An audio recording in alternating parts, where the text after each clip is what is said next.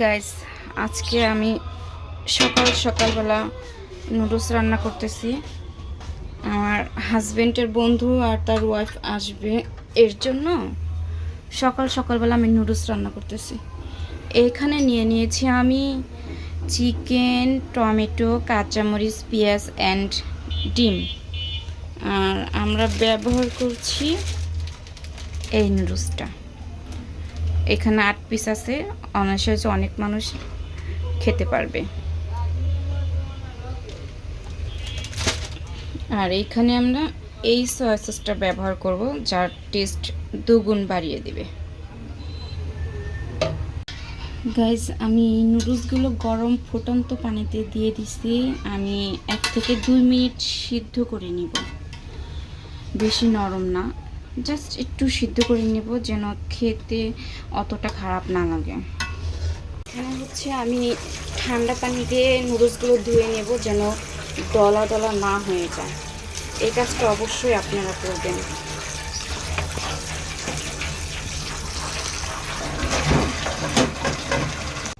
এখন আমি দিয়ে দেব সয়াবিন তেল পরিমাণ মতো।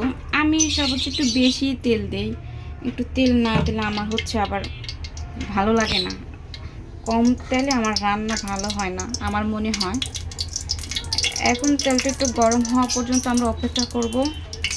তারপরে আমার হাতে আছে কিছু চিকেন, যেগুলো কেটে রেখেছিলাম সেগুলো আমি দিয়ে দিব। এটাকে একটু লাল লাল করে ভেজে নিব।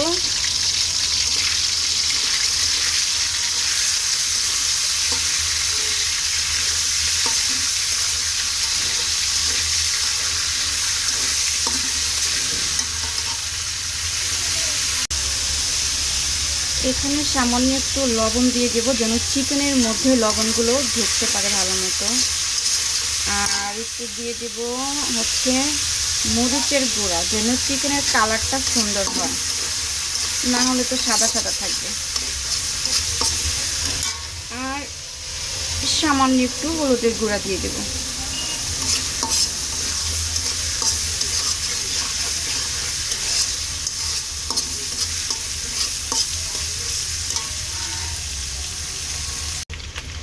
কিছুক্ষণ আমরা হচ্ছে এইভাবে রান্না করে চিকেনটাকে লাল লাল করে ভেজে নিয়েছি। এখন এটার সাথে অ্যাড করব আমরা হচ্ছে টমেটো, কাঁচামরিচ অ্যান্ড পেঁয়াজ একসাথে দিয়ে দেব।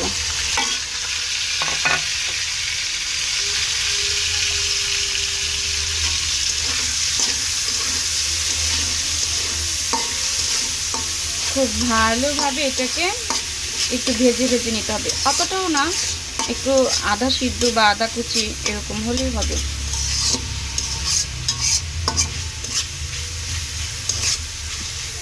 এইভাবেই নুডলস রান্না করলে আমার কাছে মনে হয় খুব সুস্বাদু হয় আর খুব ভালো লাগে খেতে।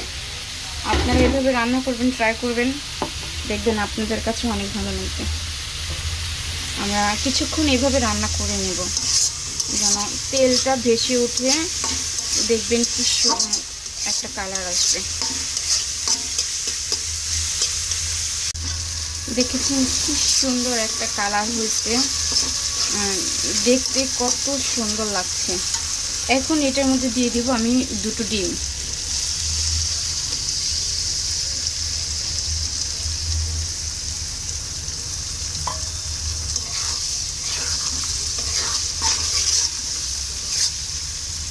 আমি একটু চুলার জালটা বাড়িয়ে দিই, তাহলে ডিমটা ভালো মতো আমরা ভেজে নিতে পারবো। এখানে আমি একটু দিয়ে দেবো সয়া সস।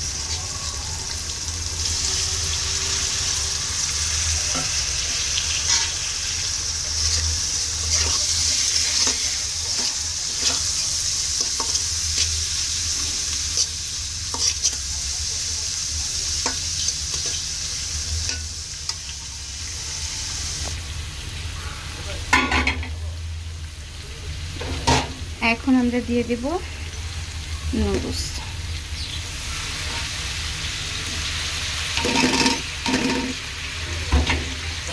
এখন এটাকে আমরা ভালোভাবে নেড়ে মিশিয়ে নেব।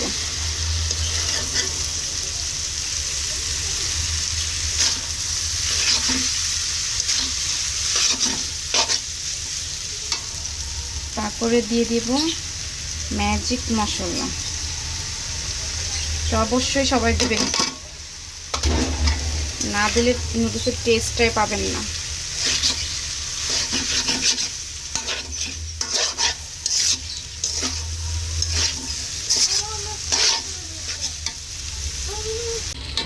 এখন সব শেষে আমি এখন এখানে অ্যাড করব ধনেপাতা কুচি। আমি এটাকে ফ্রিজের মধ্যে রেখেছিলাম ডিপে। অনেক সময় আমরা ধনেপাতা সময় মতো পাই না, এর জন্য আমি ফ্রিজে রেখে দিয়েছিলাম। যারা এরকম সবসময় ধনেপাতা আমার মতো পছন্দ করেন অবশ্যই ফ্রিজে ডিপে রেখে দিবেন, সময় মতো ব্যবহার করবেন আমার মতো। এই হচ্ছে আমার নুডলসের রেসিপি। যদি আপনাদের ভালো লাগে অবশ্যই একটা লাইক, কমেন্ট, শেয়ার করবেন।